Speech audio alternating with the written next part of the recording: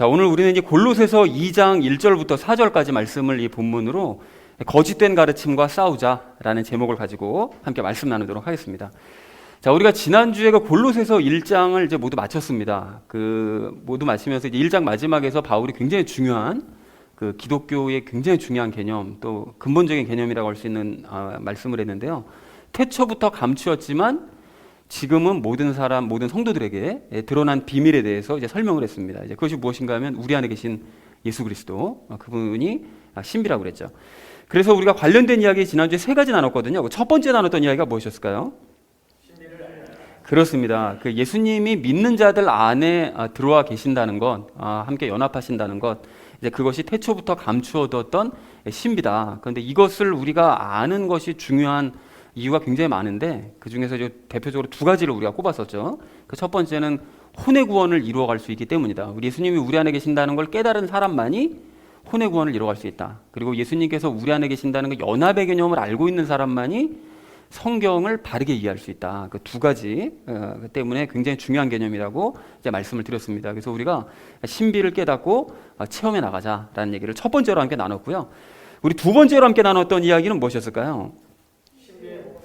그렇습니다. 신비의 목적을 알자고 했죠. 예수님께서 우리 안으로 들어오시는 그 이유는, 그 궁극적인 이유는 결국은 우리를 예수님 닮게 하시는 것, 그것이 궁극적인 목적입니다. 그리고 또한 그러한 모습을 주변에 믿지 않는 그 불신자들에게 이제 보여주시기 위함이라고 그랬죠. 그리고 바울도 그 일을 위해서 사역자가 됐다고 그랬습니다. 그러니까 다시 말하면 바울의 사역의 최종적인 목표는 다른 어떤 것이 아니라 그리스도인들이 영의 구원을 받는 것으로 끝나는 것이 아니라 그들이 거룩한 모습을 삶 가운데 드러내 보이는 것, 그래서 믿지 않는 사람들에게 나 이렇게 거룩한 삶을 살고 있다는 것을 보여주게 만드는 건 그 일을 위해서 모든 사역에 총력을 기울인다고 말씀을 드렸었죠. 그래서 우리도 우리 안에 계신 예수님의 그 목적에 따라서 완전한 자로 드려지자라는 것이 이제 두 번째로 함께 나눈 이야기였습니다. 자, 그런가 하면 마지막 세 번째로 나눴던 이야기가 무엇이었을까요?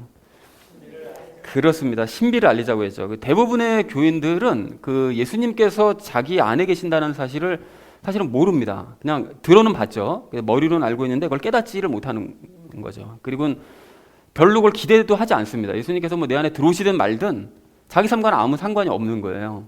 그리고 또 열매 맺는 것에도 별로 관심이 없습니다. 내가 남 앞에 거룩하게 보이든 말든 난 내가 살고 싶은 대로 살 거야. 보통 이렇게 살아가는 거죠. 그런데 그렇게 되는 이유가 무엇인가 하면 하나님께서 무엇을 가장 중요하게 여기시는지를 그들이 아직 깨닫지를 못했기 때문에 그렇습니다. 하나님께서 가장 중요하게 여기시는 것은 우리 그리스도인들이 각자가 거룩한 삶을 살아가고 그 모습을 주변 사람들에게 보여주는 걸 가장 중요하게 생각하시는데 그걸 못 깨달은 거죠. 그래서 우리는 우리 안에서 강력하게 일하시는 예수님의 일하심을 삶으로 보여주면서 주변 사람들에게 알리고 또 도전하자라는 얘기를 마지막 세 번째로 함께 나눴습니다. 그래서 사랑하는 우리 나눔 있는 교회 성도님들 모두는 예수님과의 연합의 신비를 이렇게 아셨기 때문에 이제 아셨으므로 이제 그것을 더욱 깨달으시고 살아내시고 주변 사람들에게 증거하시는 복음의 증거자 또 사역자 되시기를 다시 한번 주님의 이름으로 간절히 축원드립니다. 지난주에는 우리가 우리를 거룩하게 만드시는 근본적인 방법과 그것을 알아야 되는 이유에 대해서 설명을 했습니다. 그러니까 예수님께서 우리를 거룩하게 만드시는 근본적인 방법은 그냥 우리 안에 들어오시는 거예요. 그것이 이제 근본적인 방법이고 또 그것을 우리가 알아야 되는 이유는 그분으로 말미암아 우리가 혼의 구원을 이루어 가야 되기 때문에 예수님이 우리 안에 계신다라는 사실을 이제 알아야 됐었다면 이번 주에 이제 바울이 하는 얘기는 연합하신 예수님, 너희 안에 계신 예수님과 함께 거짓된 가르침과 이제 싸워야 된다라는 것을 선포했다라는 것이 이번 주 말씀의 내용이 되겠습니다. 자, 그래서 이번 주 전체 주제는 이것이 되겠는데요. 거짓된 가르침과 싸우자라는 것이 이번 주 주제가 되겠습니다. 1절 말씀 우리 먼저 함께 읽도록 하겠습니다. 내가 너희와 라오디게아에 있는 자들과 육신으로 내 얼굴을 보지 못한 자들을 위해 얼마나 큰 싸움을 싸우고 있는지 너희가 알기를 내가 원하노니 라고 말씀하고 있습니다. 여기 라오디게아에 있는 자들이라고 되어져 있는데 여러분 라오디게아 교회는 좀 익숙한 교회이실 거예요. 요한계시록을 보면 3장에 너희가 뜨겁지도 아니하고 차지도 아니하니까 내가 토하여 내치리라 라고 말씀했던 바로 그 교회가 이제 라오디게아 교회입니다. 그런데 이 라오디게아 교회가 골로새 교회와 이제 가까운 지역에 있었어요. 그래서 골로새 인근에 있는 라오디게아의 성도들, 그러니까 골로새 교회에 물론 편지를 보내지만 그 주변에 있는 모든 사람들과 함께 이 편지를 공유하면서 바울의 가르침을 이제 받기를 원했던 거죠, 바울은. 그리고 또 육신으로 내 얼굴을 보지 못한 자들을 얘기하는데 그 전에 그 라우디게아에는 그 많은 유대인들이 거주하고 있었다고 합니다. 그러니까 바울이 뭘 얘기하고 싶은지를 알 것 같죠. 그 거짓된 가르침이 어디로부터 오는 것인가 하면 그 유대인들로부터 오니, 특히 라우디게아에는 주변에 그 유대인들이 많이 살고 있으니 그 근처에 있는 골로새 너희도 영향받을 수 있다. 그러니까 가르침에 주의해라 라는 걸 말하기 위해서 지금 라우디게아 교회들도 함께 얘기를 하고 있는 것이죠. 그리고 육신으로 내 얼굴을 보지 못한 자들이라고 바울이 얘기하는데, 그 골로새 인근에서 살고 있지만 바울을 직접 보지는 못하고, 그러니까 바울에게 직접 가르침은 듣지 못하고 바울에 대한 그냥 소문만 들은 그런 사람들, 그 교인들도 많이 있었겠죠. 그래서 그런 사람들을 위해서 바울이 이제 편지를 보내고 있습니다. 그런데 그 라우디게아가 어디에 위치하고 있었는지를 보면, 이쪽 여기를 보시면 이렇게 하면 나오나요? 자, 여기 이 바울이 여기 예전에 그 드로아 그 돌아올 때, 여기서 이제 들어올 때 그 드로아에서 들어와가지고 그냥 삥 돌아가지고서는 왜 예루살렘으로 들어간 적이 있었잖아요. 이제 그 지역인데, 여기 보면 라우디게아가 여기 있고 골로새 지역이 바로 여기 있죠. 그러니까 유럽이랑 이제 인근에 있는 바로 그 지역에 있습니다. 그래서 좀 더 확대해서 보시면, 동작을 왜 이렇게 오늘 안 할까요? 네, 이렇게 확대해서 보시면 이제 라우디게아 바로 옆에 이제 골로새가 있고, 이 인근에 있는 지역에 있는 모든 사람들에게 바울이 오늘 편지를 보내고 있다라는 사실을 좀 확인할 수가 있겠습니다. 자, 그래서 바울이 그 1절 그 하반절을 보면 얼마나 큰 싸움을 싸우고 있는지라고 얘기를 하는데, 그 바울이 무엇을 위해 싸우고 있는가 하면 골로새와 그 주변의 성도들이 잘못된 가르침에 이제 미혹될 가능성이 있었기 때문에, 그 유대인들, 많이 살고 있는 유대인들의 그 율법적인 가르침을 받아서 잘못될 가능성이 있었기 때문에 영적인 싸움을 하고 있다는 거예요. 그러면 영적인 싸움을 어떻게 하고 있느냐? 사람들에게 이제 복음을 선포하는 거죠. 그리고 또 거짓 선생들에게는 그 반박하는 그런 싸움을 계속해 나가면서 그 영적인 싸움을 자기는 하고 있다라는 것을 골로새 성도들에게 알리고 있습니다. 자, 그래서 1절 전체의 의미를 이렇게 정리할 수 있겠는데요. 바울은 골로새와 라우디게아와 그 인근의 성도들을 위해 큰 싸움을 하고 있다라고 이제 말을 했다라는 것이 1절의 의미가 되겠습니다. 자, 이어진 2절 말씀 우리 함께 읽도록 하겠습니다. 이것은 그들의 마음이 위로를 받고 사랑 안에서 함께 결합되어 깨달음에서 오는 충만한 확신의 모든 부요함에 이르며 하나님과 아버지와 그리스도의 신비를 인지하는 데 이르게 하려 함이라 라고 말씀합니다. 말이 좀 복잡하죠. 근데 이제 마지막 그 밑에 두 줄만 먼저 살펴보자면, 하나님과 아버지와 그리스도의 신비라고 얘기하는데, 이게 좀 정리하자면 하나님의 신비, 곧 아버지와 그리스도의 신비를 의미합니다. 그래서 다시 말씀드리면, 이제 성부 하나님과 예수님이 이제 연합해 계시는 그 신비, 그리고 예수님과 우리가 연합한 신비, 그 골로새 1장 마지막에서 신비는 곧 연합을 말씀한다고 그랬으니까요. 그 신비를 이제 뜻하는 거죠. 그리고 인지한다라는 것은 그것을 이제 인식하는 것, 그것을 얘기합니다. 그러니까 연합에 대해서 늘 인식하는 상태, 이제 그렇게 너희가 되기를 바란다라고 지금 바울이 이야기를 하고 있습니다. 자, 그래서 앞으로 다시 돌아와서 이제 살펴보면, 그 이것은이라고 얘기하는데 1절 마지막에서 왜 바울이 그랬잖아요. 자기는 싸우고 있다고, 너희를 위해서 큰 싸움을 하고 있다라고 얘기하는데, 바울이 그런 잘못된 가르침들과 큰 싸움을 하고 있는 이유는 이렇게 이제 싸움으로써 성도들이 세 가지 상태에 이르기를 바랐다는 거예요. 요 밑에 이렇게 되기를 바란다. 이렇게 내가 그것 때문에 내가 싸우고 있다라고 얘기를 하고 있는데, 그럼 구체적으로 뭐냐? 너희 마음이 위로를 받기를 바란다는 거예요. 내가 너희가 바른 가르침을 싸우면서 바른 가르침을 가르치면 그 가르침을 듣고, 내가 지금 알고 있는 복음이 이게 내가 참된 복음이구나. 내가 가짜 복음을 알고 있는 게 아니라 진짜 복음을 알고 있구나. 이걸 확인하면서 마음의 위로를 받기를 바란다는 거죠. 그리고 사랑 안에서 함께 결합되어 깨달음에서 오는 충만한 확신의 모든 부요함이라고 좀 말이 복잡한데, 정리하면 이렇습니다. 연합의 삶을 통해서 이제 깨달음을 얻는 거예요. 내가 예수님과 함께 연합의 삶을 살면서 순간순간 그 깨달음을 얻어서 구원에 대한 확신 때문에 마음이 부요해지는 상태, 이렇게 되기를 바란다는 거예요. 그러니까 예수님이 내 안에 계신다는 사실을 인식하면서 성경 말씀을 통해 자꾸 깨달음을 얻다 보면, 내가 구원받은 게 너무나 확실하구나, 이 사실을 깨닫게 되면 마음이 부해지는 거죠. 이제 그런 상태에 너희도 이르게 되기를 바란다 라고 얘기하고, 마지막 이거 아까 전에 말씀드렸던 것, 그러니까 연합을 늘 인식하는 상태가 되기를 바란다 라고 지금 이해하고 있습니다. 그러니까 결국 2절, 오늘 말씀 2절 말씀의 전체는 지난주에 언급했던 그 연합과 연관이 되어 있다는 사실을 확인할 수가 있는 거죠. 즉 연합에 대한 지식과 깨달음이 있으면 그걸 바탕으로 너희가 위로를 받고 참된 복음을 알고 있다는 그런 위로, 그리고 구원에 대한 확신, 그리고 늘 하나님과 연합했다는 바로 이 사실, 그걸 인식하면서 하기 위해서 나는 지금 열심히 그런 거짓된 가르침들과 싸우고 있다라고 얘기하고 있습니다. 그러니까 결국은 거꾸로 얘기하면 뭐가 되는 거죠? 진짜 가르침을 알면, 그러니까 거짓된 가르침을 물리치고 진짜 가르침을 알면 그런 사람들은 위로와 확신과 연합을 인식하는 삶을 살 수 있다라는 것을 지금 바울이 얘기하고 있다는 것을 확인할 수가 있는 거죠. 자, 그래서 2절 전체 의미를 이렇게 정리할 수 있겠는데요. 바울의 거짓된 가르침과 싸우는 것은 성도들이 마음의 위로를 받고 연합의 삶을 통해 구원에 대한 확신으로 마음이 부요해지며 하나님과의 연합을 늘 인식하게 하기 위해서 거짓된 가르침과 싸우고 있는 것이다 라는 사실을 확인할 수가 있겠습니다. 자, 이어진 3절 말씀 우리 함께 읽도록 하겠습니다. 그분 안에는 지혜와 지식의 모든 보화가 감추어져 있느니라 라고 말씀합니다. 뭐 당연히 그분이라는 건 이제 예수님이시겠고요. 그러니까 바울은 자기 안에 계신 예수님의 그 감춰진 지혜와 지식을 발견해서 앞의 내용과 연결이 되는 거죠. 거짓된 가르침과 싸울 수 있었다라고 설명을 하는 거예요. 내가 그렇게 싸울 수 있는 이유는 예수님 안에 그 지혜와 지식이 감춰져 있기 때문에 그것을 내가 발견해서 싸워나가고 있다. 그리고 골로새 성도들 너희들도 이러한 지혜와 지식을 발견해서 너희도 그 거짓된 가르침을 물리치기를 바란다라는 마음을 가지고 바울이 이제 이 얘기를 한 거죠. 자, 그래서 3절을 정리하면 이렇게 될 수가 있겠습니다. 바울은 예수님 안에 지혜와 지식의 보화가 감추어져 있다고 선언했다라는 것이 이제 3절의 의미가 되겠습니다. 자, 마지막 4절 말씀 우리 함께 읽도록 하겠습니다. 내가 이것을 말함은 아무도 유혹하는 말로 너희를 속이지 못하게 하려 함이니라 라고 말씀합니다. 여기 이것을 말한다는 것은 예수님 안에 이제 지혜와 지식이 감춰져 있다는 바로 그 사실, 그리고 그것으로 자기가 거짓된 가르침과 싸우고 있다는 바로 이 사실, 이거를 내가 너희에게 지금 말하고 있는 것은 너희를 속이지 못하게, 즉 성도들이, 골로새 성도들을 포함해서 라오디게아 성도들, 그 주변에 있는 모든 성도들이 거짓된 가르침에 속지 않기를 바랬기 때문에 내가 지금 이 얘기하고 있는 거다. 그러니까 예수님 안에 숨겨져 있는 그 지혜와 지식의 그 보물을 너희가 발견해서 너희도 이제 거짓된 가르침을 이제 물리쳐야 된다라는 것을 지금 바울이 얘기하고 있는 거죠.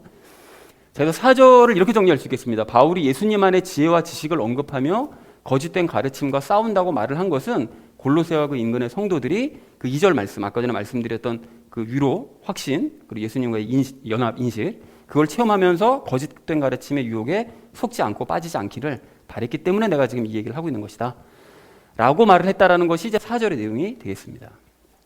자, 그래서 본문을 총정리를 하면 이렇게 정리할 수 있겠는데요. 바울은 골로새와 그 인근의 성도들을 위해 큰 싸움을 하고 있다고 이제 말을 했는데, 그것은 성도들이 위로받고 확신을 얻으면서 연합을 인식하게 하기 위해서라고 이제 설명을 했고요. 그것이 1, 2절의 내용이고요.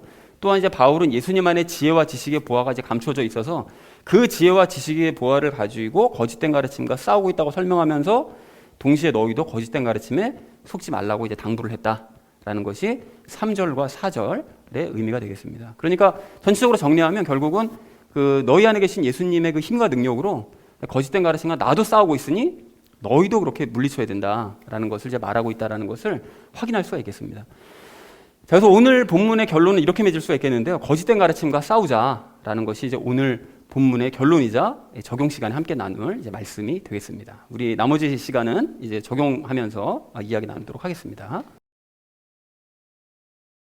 그러니까 거짓된 가르침과 싸워야 될 우리가 오늘 첫 번째로 함께 나눌 이야기는 그 말 그대로입니다. 그 거짓된 가르침과 싸우자는 것입니다. 여러분, 바울이 지금 싸웠다고 하는 그 거짓된 가르침이요. 그리고 오늘 그 4절에서 그 유혹의 말, 그 유혹의 말이라고 표현한 그 거짓된 가르침이 도대체 뭐냐? 그게 뭘까요? 도대체 뭐를 거짓된 가르침이라고 말을 하는 것일까요? 여러분, 이게 크게 두 가지인데요. 그 로마서 초반에서도 얘기를 했었던 것이었습니다. 지금 우리가 지금 순서대로 그 주일 말씀을 나누고 있잖아요. 그 바울이 그 서신서를 보내고 활동했던 그 시간 순서대로 지금 보고 있는데, 그 로마서를 보낸 지가 얼마 안 됐었어요. 지금 골로새서를 보낸 게 그 전에 이제 로마서를 보낸 지가 얼마 안 됐었다는 거죠. 근데 그 로마서 그 초반에서도 얘기를 했었었는데 무엇을 얘기했었었죠? 그때 두 부류를 그 잘못을 얘기를 했었었잖아요. 처음에는 불신자들에 대한 잘못을 얘기하고, 두 번째는 유대인들에 대해서 잘못을 얘기했었었죠. 그러니까 결국은 세상적인 가르침과 또 유대인들의 가르침 주의해야 된다. 이거를 로마서 처음 시작할 때도 말씀했지만 오늘도 그 얘기를 이제 또 하고 있는 것입니다.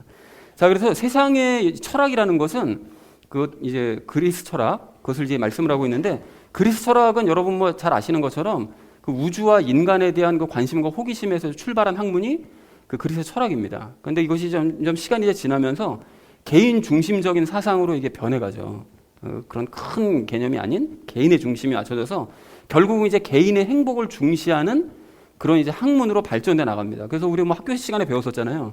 그 에피쿠로스 학파가 무슨 뭐 쾌락을 주장하고 뭐 스토아 학파가 뭐 금욕, 경건을 막 주장하고 뭐 이렇게 했다 이런 것이 그 뭐 어떤 그 자체를 목적으로 한 것이 아니라 개인의 행복을 이루려면 뭐 쾌락주의로 가든 뭐 경건주의로 가든 둘 중에 하나 가야 된다. 뭐 이렇게 이제 파가 나뉜 거죠.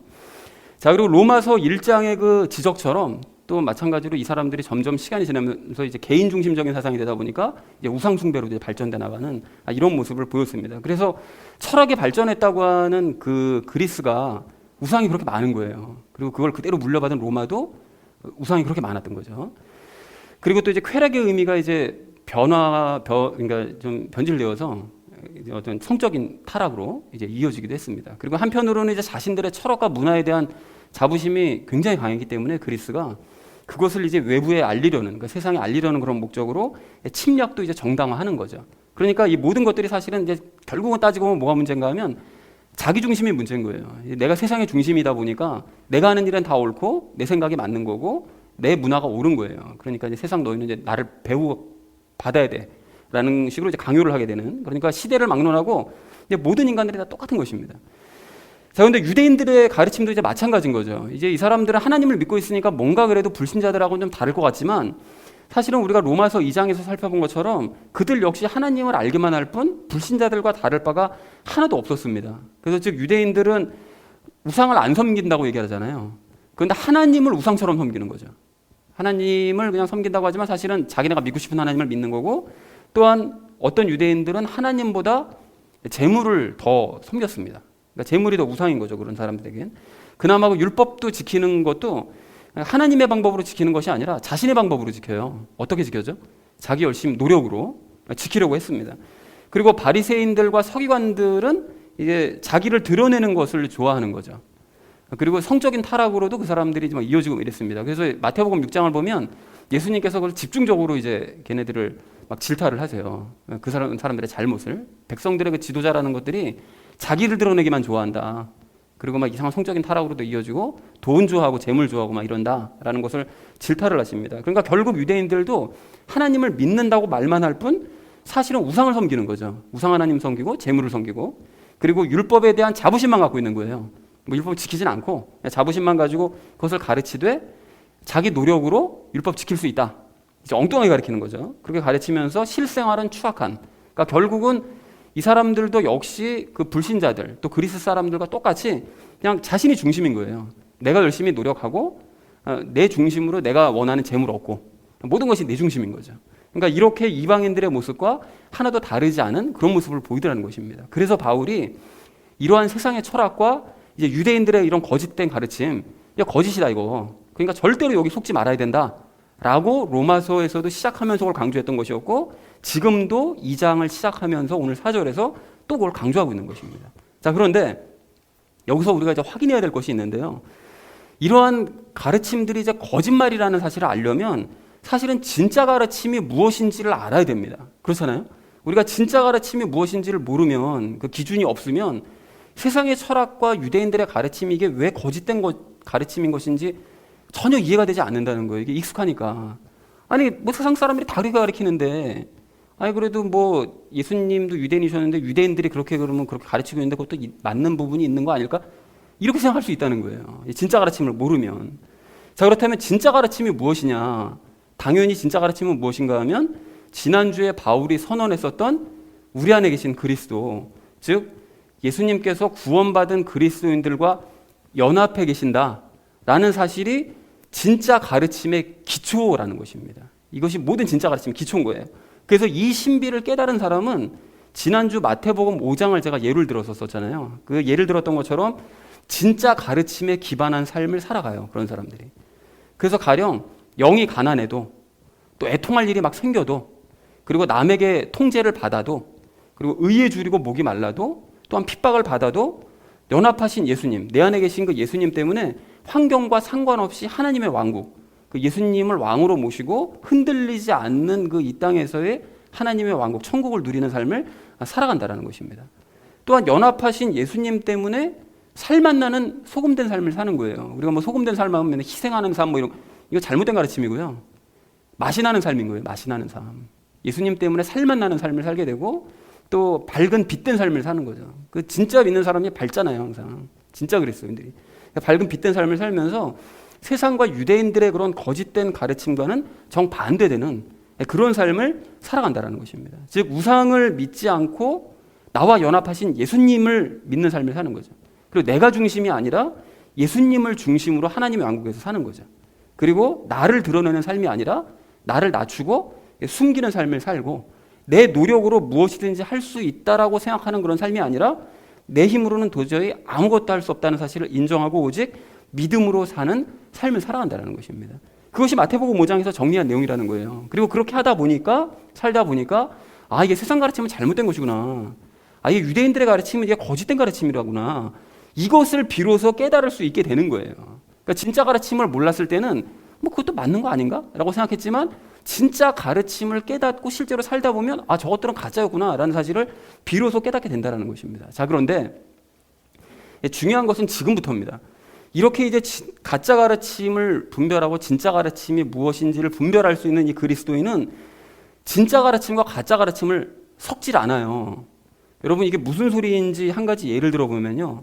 그 마태복음 6장에서 예수님께서 말씀하시기를 하나님과 재물은 겸하여 섬길 수 없다 라고 아주 분명하게 말씀하십니다. 하나님만 섬기든 재물만 섬기든 둘 중에 하나지 두 가지를 동시에 섬기는 건 불가능해 라고 분명하게 말씀하세요. 그런데 바리새인들과 서기관들은 하나님을 열심히 섬긴다고 했던 사람들이잖아요. 뭐 자타공인한다고 얘기를 했는데 사실은 재물을 열심히 섬기던 사람들이었습니다. 그걸 어떻게 할 수 있는가 하면 그 누가복음에서 예수님께서 방금 마태복음 6장에 바로 이 말씀이요. 하나님과 재물은 겸하여 섬길 수 없다라고 말씀하시니까 누가복음에서 바리새인들이 반응이 어떤가 하면 예수님을 비웃어요. 그 자리에서. 왜 비웃을까요? 아니 그럼 재물을 그러면 무시하고 살란 말이야? 이게 어처구니가 없는 거죠. 그 사람들 입장에서 도저히 이해가 되질 않는 거예요.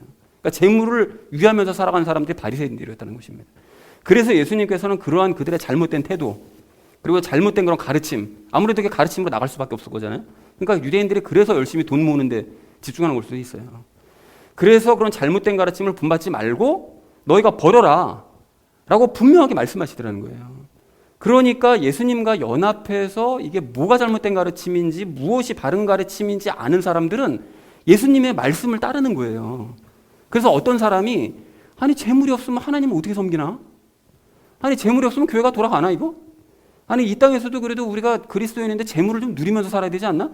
이렇게 생각하는 사람이 있다면 그 사람은 진짜 그리스도인이 아닙니다. 예수님께서 말씀하신 것 가르침대로 따라 사는 사람이 아니기 때문에 그렇다는 거예요. 본인이 예수님을 믿는다고 생각할 뿐인 거예요. 그래서 여러분 참된 가르침과 거짓된 가르침은 서로 공존할 수가 없어요.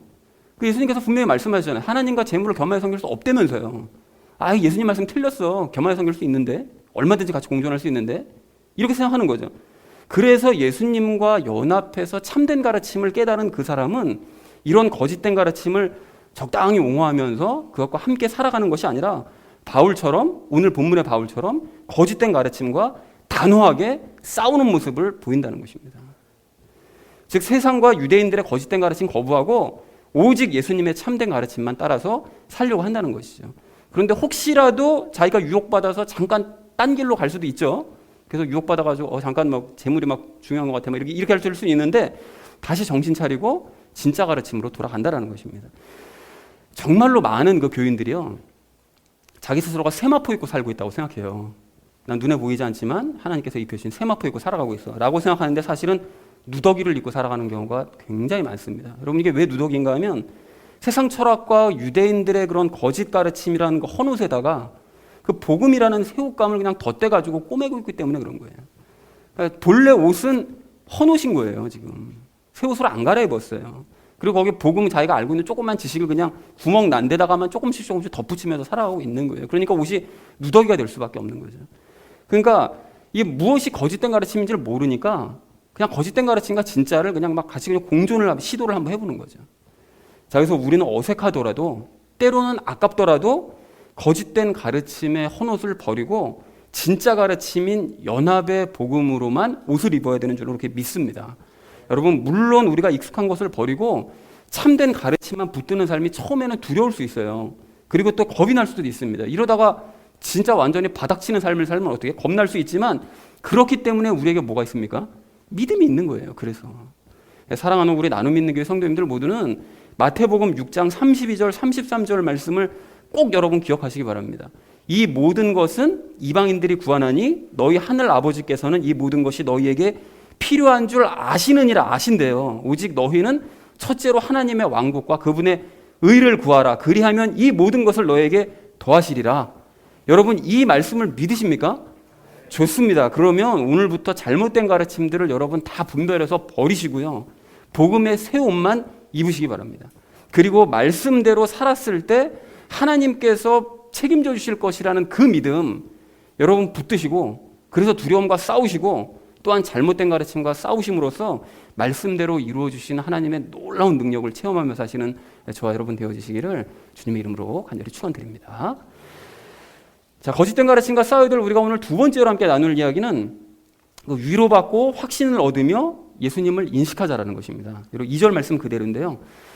여러분 제가 그 틈만 나면 뭐 연합, 뭐 열매, 뭐 삶, 이거 강조를 하고 있는데요. 제가 이것을 강조하는 이유는 이것이 성경에서 말씀하시는 진짜 복음이기 때문에 그런 거예요.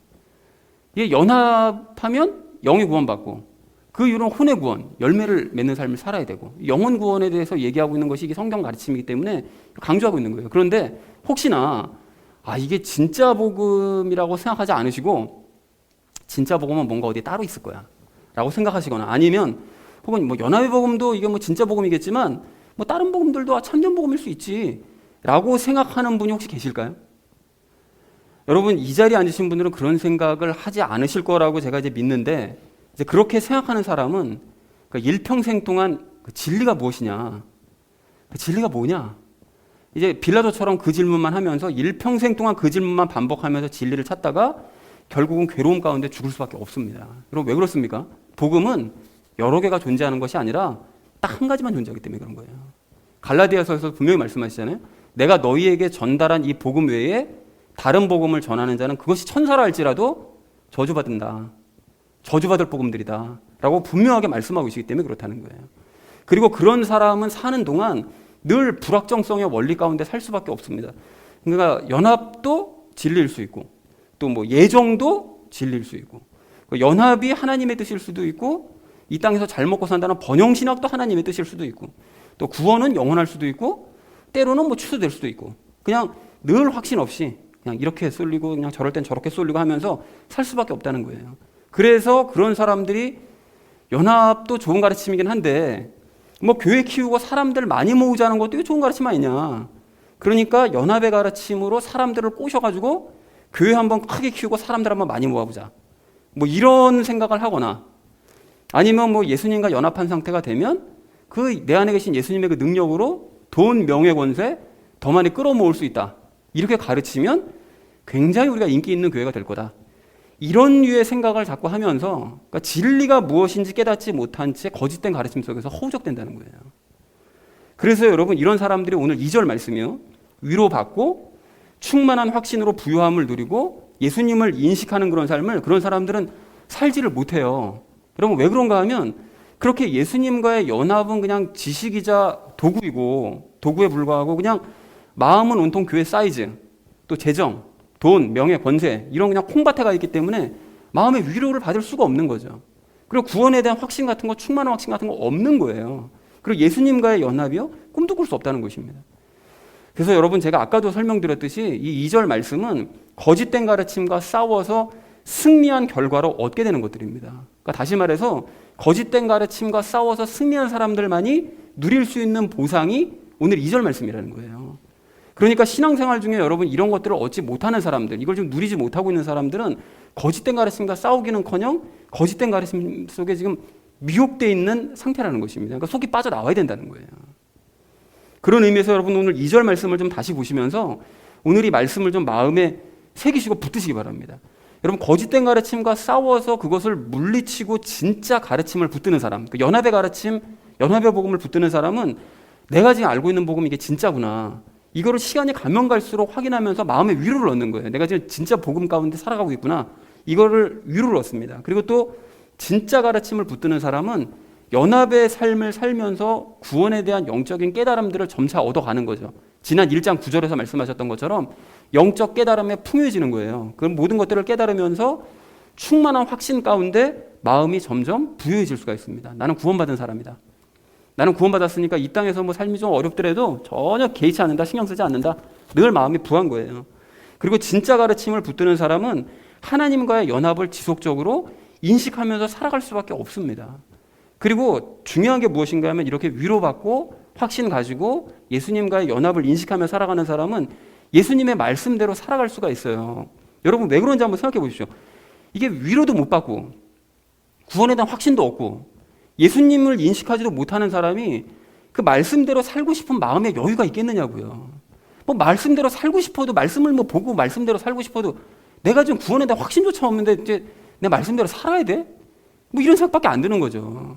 될 수가 없는 것입니다. 그런데 위로받고 확신 가운데 거하면서 예수님을 늘 인식하며 살아가는 사람은 마음에 여유가 있기 때문에 그것 때문에라도 말씀대로 살고 싶은 마음이 들 수밖에 없다는 거죠. 그래서 그런 사람들은 하나님께서 가장 중요하게 여기시는 것이 거룩한 삶, 열매 맺는 삶이다라는 사실을 깨닫고 그래서 위로받고 확신 가운데 거하면서 예수님을 늘 인식하는 삶을 살면서 말씀대로 살아가는 삶, 거룩한 삶, 열매 맺는 삶을 살아가게 된다는 것입니다. 그래서 사랑하는 우리 나눔 있는 교회 성도님들 모두는 거짓된 가르침을 물리치시고 여러분 참된 가르침 붙드셔서 위로받고 늘 확신 가운데 거하시면서 연합을 인식하며 사시기 바랍니다.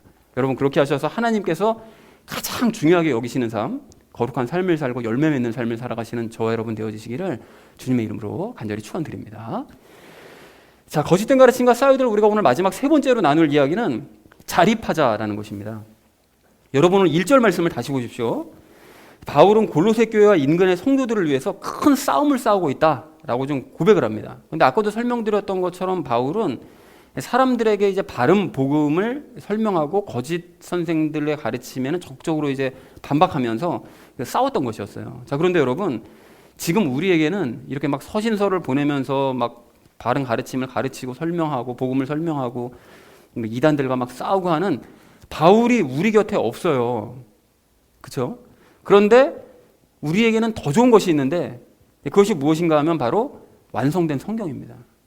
여러분 지금은 66권으로 완성된 성경이 지금 우리 옆에 있어서 성경 자체가 우리에게 복음을 설명하고 가르치고 잘못된 가르침과 반박하면서 싸워나간다는 거예요. 성경 자체가. 여러분 그런 의미에서 오늘 3절 말씀을 좀 다시 한번 보십시오. 3절 말씀 보시면 바울은 예수님 안에 지혜와 지식의 모든 보화가 감추어져 있다고 설명을 하잖아요. 그런데 그 지혜와 지식의 모든 보화를 감추고 계시는 그 예수님이 어디 계십니까? 우리 안에 계시잖아요. 그죠? 그리고 그분은 또 말씀 자체이기도 하시잖아요. 그러니까 예수님 안에 감추어둔 그 지혜와 지식을 우리가 어떻게 하면 얻을 수 있느냐? 어떻게 하면 얻을 수 있을까요? 우리가 성경을 직접 읽을 때 그것들을 얻을 수 있는 거예요. 생각해 보세요, 여러분. 바울이 지금 서신서를 골로새 교회에게 보냈잖아요. 라오디게아 성도들에게도 보냈다고요. 그 인근의 성도들에게 보냈잖아요. 근데 바울이 우리에게 영광스럽게도 서신서를 보냈어. 편지를 보냈어. 우리를 위해서. 그래 놓고 편지는 안 봐요. 그게 무슨 의미가 있겠어요? 안 보는데. 성경도 마찬가지라는 거죠. 그 영광스러운 성경이 우리 옆에 있는데 그걸 꺼내서 펼쳐서 읽지 않으면 그게 무슨 소용이 있겠냐고요. 읽지를 않는데. 여러분 그래서 읽어야 그 지혜와 지식들을 얻을 수 있다는 것입니다. 말씀이신 예수님께서는 성경 안에도 그 지혜와 지식을 감추어 두셨고 우리가 성경을 읽을 때 그 감추어 두신 지혜와 지식을 설명해 주시는 거예요. 직접. 그리고 또한 그것을 묵상할 때 당신 안의 지혜와 지식을 우리에게 보여주신다는 것입니다. 그래서 우리는 완성된 성경을 통해서 우리에게 주시는 그 지혜와 지식으로 참된 복음을 직접 배우고 우리가 직접 이해할 수 있어요. 그리고 또한 무엇이 거짓된 가르침인지 무엇이 진짜 가르침인지 분별할 수 있고 거짓된 가르침들과 싸워나갈 수 있다는 것입니다. 자, 그러므로 우리가 실제로 그렇게 행해나가는 우리가 되기를 소망을 합니다.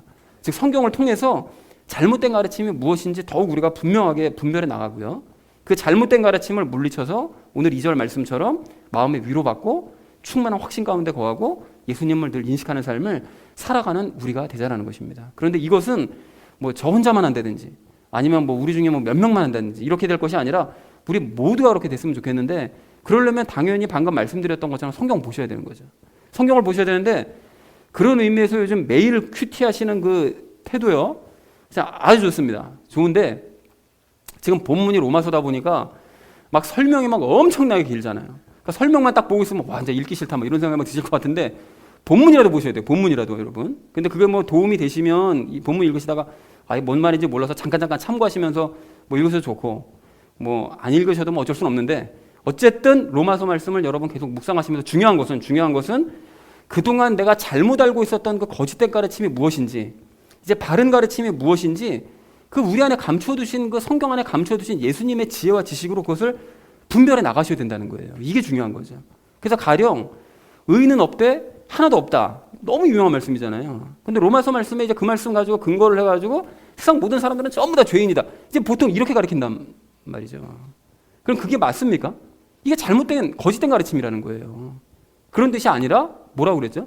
믿음을 갖지 않는 불신자들과 유대인들 그들이 바로 그런 사람들 중에는 의인이 하나도 없고 모두가 죄인들이고 대신 예수님을 믿는 사람들 그리스도인들은 모두가 다 의인이다 라고 말씀하고 계시는데 그것만 빼고 지금 막 읽고들 있잖아요. 그러니까 그것을 바르게 분별하시라는 거예요.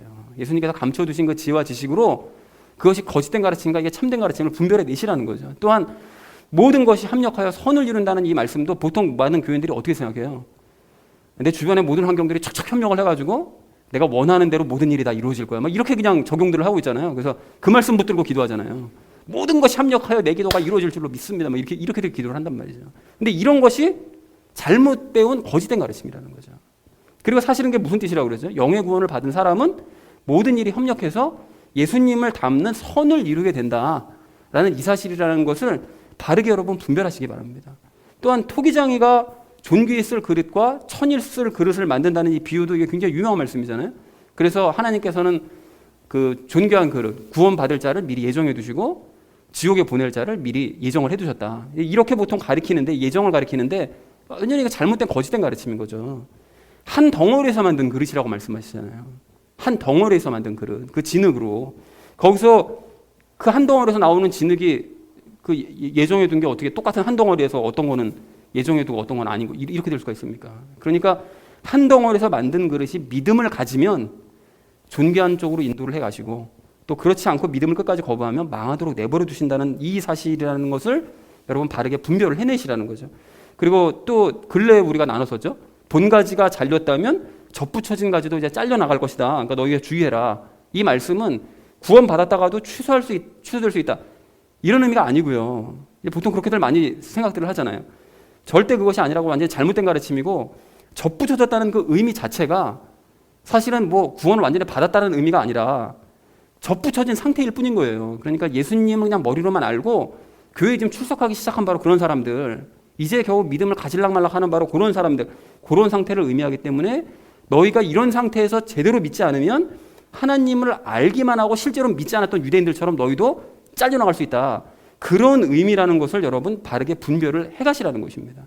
그리고 이스라엘 백성들이 눈이 멀어졌지만 온 이스라엘이 구원을 받게 될 것이다 라고 말씀하신 어제 큐티 말씀이요. 그 말씀도 온 이스라엘이 구원받는다고 얘기하니까 아, 유대인들은 믿지 않아도 모두가 다 구원받는다는 말씀이시로구나. 요 한 절 말씀만 가지고 생각하면 안 되고 9장서부터 11장까지 내내 믿음만 가지고 구원받는다고 말씀하셨는데 그 마지막 그 하나만 가지고서는 아, 믿지 않아도 구원받는, 이건 완전히 잘못 오해한 거짓된 가르침이라는 걸 여러분 분별해 내시고 그들 대신 먼저 이방인들을 구원해 내시고 그들을 통해서 각 시대마다 예수님을 믿은 유대인들을 그들을 모두 온 이스라엘을 모두 구원하시겠다라는 뜻이더구나 라는 사실을 여러분 바르게 분별하시기 바랍니다.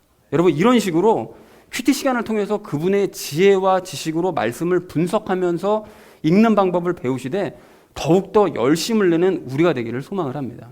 그리고 또한 개인적으로도 여러분 성경을 읽으실 때 그때는 예수님의 지혜와 지식으로 성경을 전체적으로 읽어나가시는, 그러니까 쭉쭉 소설식 읽듯이 그냥 쭉쭉 읽어나가시는, 그래서 숲을 보는 연습도 해가시기 바랍니다. 여러분 그렇게 하셔서 참된 가르침과 거짓된 가르침을 분별해 가지고 거짓된 가르침과 싸워가는 우리 모두가 되기를 간절한 마음으로 소망을 합니다.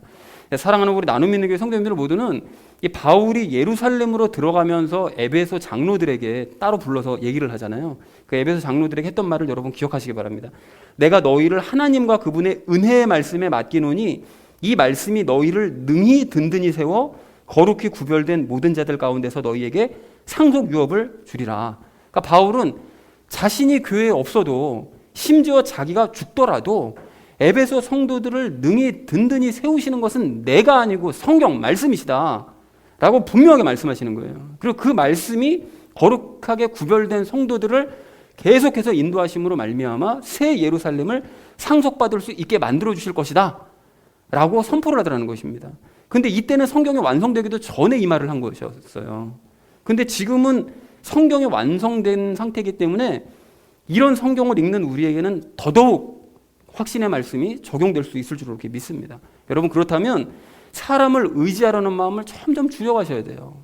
목사 자꾸 의지하려고 그러지 마세요. 그리고 뭐 믿음 좋을 것 같은 그런 사람 자꾸 의지하려고 그러지 마세요. 그 사람 다 쓸데없다니까요. 소용없는 사람들이에요. 하나님만 붙들어야죠. 사람을 붙듭니까? 그러니까 사람 의지하려는 마음을 줄여가시고 누군가 대신 나를 대신해서 싸워줄 것도 기대하지 마시고요. 예수님 외에는 싸워줄 사람이 없어요. 직접 여러분 성경을 읽으셔서 예수님께서 설명해 주시는 감추인 지혜와 지식을 여러분 풍성하게 발견해 가시고 그 지혜와 지식으로 참된 가르침과 거짓된 가르침을 분별하면서 거짓된 가르침과 여러분 싸워나가시기 바랍니다. 그렇게 영적으로 그래서 자립하셔서 또 다른 사람을 위해서 싸워가시는 저와 여러분 되어지시기를 주님의 이름으로 간절히 축원을 드립니다. 자, 이제 말씀을 정리합니다. 오늘 우리는 골로새서 2장을 시작하면서 이제 세 가지 이야기 나눴는데요. 거짓된 가르침과 싸우자라고 했었죠. 그 진짜 가르침을 알아야 거짓된 가르침이 무엇인지도 알 수가 있다. 그리고 그걸 알았다면 그러면 거짓된 가르침을 우리가 단호하게 버리고 새 출발하자. 그러니까 믿음 붙들고 두려움을 이겨나가면서 우리가 복음으로 새로운 옷을 입자라는 얘기를 첫 번째로 나눴고요. 그리고 두 번째는 위로받고 확신 얻으면서 예수님 인식하자고 그랬죠. 진짜 가르침 붙드는 사람은 위로받고 확신 얻으면서 예수님을 더욱 인식하며 살아갈 수밖에 없다. 그러니까 거짓된 가르침과 싸우는 사람들이 이게 얻을 수 있는 보상이다. 그러니까 우리는 이런 상태로 더 열매 맺는 삶을 살아가자라는 얘기를 두 번째로 나눴습니다. 그리고 마지막 세 번째는 우리가 자립하자고 그랬는데요. 그 예수님 안에 감추인 그 지혜와 지식은 성경을 읽을 때 비로소 얻을 수 있는 거죠. 그리고 그 지혜와 지식으로 이제는 거짓된 가르침과 진짜 가르침을 분별하면서 거짓된 가르침과 싸워 나가야 됩니다. 그러니까 큐티 시간을 통해서 진짜와 거짓된 가르침을 여러분 분별해 나가시고 개인 통독을 통해서 우리가 지혜와 지식을 얻어서 거짓된 가르침과 싸워 나가자라는 얘기를 마지막으로 나눴습니다. 그래서 사랑하는 우리 나눔 있는 교회 성도님들 모두는 오늘 말씀대로 여러분 실천하셔서, 실천이 중요합니다. 아시기만 하고 끝내면 안 됩니다. 실천하셔서 아무도 거짓된 가르침으로 속이지 못하게 하실 뿐만이 아니라 거짓된 가르침과 싸워 승리하셔서 하나님의 기쁨이 되시고 오늘 2절에서 말씀하시는 그 보상을 받아 누리시는 저와 여러분 되어주시기를 주님의 이름으로 간절히 축원드립니다. 우리 함께 기도하겠습니다.